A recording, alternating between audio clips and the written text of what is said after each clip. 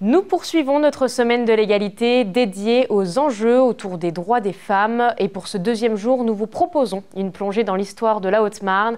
Partons à la rencontre d'Émilie du Châtelet, une femme qui a profondément marqué notre territoire.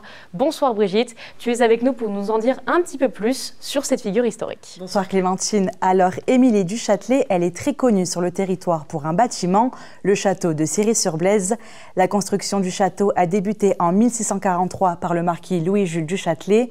Il a été construit sur les vestiges d'un château fort dont les premières traces remontent au XIe siècle. En haut d'une colline, il surplombe la vallée de la Blaise. L'entièreté du château est classée monument historique depuis 2002. Alors, qui était Émilie du Châtelet finalement? Est-ce qu'on peut résumer en quelques mots sa vie? Bien sûr, fille de Louis-Nicolas le Tonnelier, elle naît en 1706 dans une famille noble et très riche. Fait rare, son père lui donne la même éducation qu'à ses garçons. Elle est férue d'art et de sciences. Émilie saisit cette chance pour s'instruire au sujet qui l'intéresse et développe une expertise en physique, astronomie, astrophysique et s'initie même aux mathématiques. À côté, elle se passionne aussi pour la danse, le théâtre et le chant et se trouve talentueuse en équitation. Le 20 juin 1975, à l'âge de 18 ans, elle épouse le marquis Florent-Claude du Châtelet et part vivre à Sémur en Ossois. Elle aura rapidement 3 enfants avant de convenir avec lui de mener des vies séparées et s'installera donc au château de Ciré-sur-Blaise. C'est à partir de ce moment où elle devient une réelle femme de science en devenant la traductrice des travaux de Newton. Elle sera aussi la première femme à être publiée par l'Académie des sciences.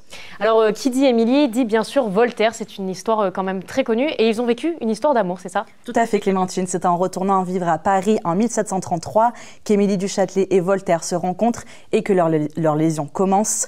Après la publication de ses lettres philosophiques, Voltaire est menacé d'être arrêté et part donc vivre au château de Ciré-sur-Blaise sur l'invitation de sa maîtresse, la marquise.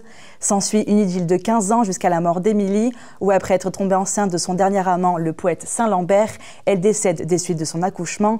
Le philosophe, très affecté par sa disparition, décide de quitter le château. Fou amoureux de la marquise, Voltaire écrira même à l'un de ses amis, tout en elle et noblesse, son attitude, ses goûts, le style de ses lettres, sa manière de parler, sa politesse, sa conversation est agréable et intéressante. Eh bien, on va clôturer sur cette jolie phrase. Merci Brigitte pour toutes ces informations. Et pour rappel, la ville de Chaumont a célébré cette femme savante en 2023 en renommant un bâtiment à son nom, le pôle d'enseignement supérieur Émilie du Châtelet.